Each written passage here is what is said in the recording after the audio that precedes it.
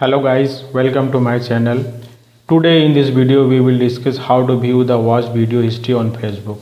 Suppose you have watched an informative video on Facebook and now you want to watch it again.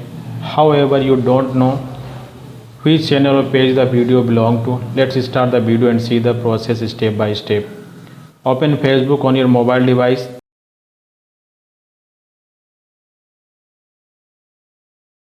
and tap on profile icon.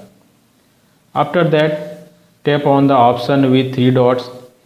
Here you will see the option for the activity log. Tap on it. Then scroll left and you will find the option for watch video. Tap on it.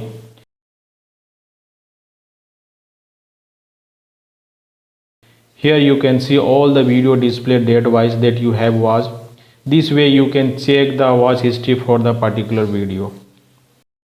Thank you for watching. I hope you found the tutorial on checking your watch video history on Facebook helpful.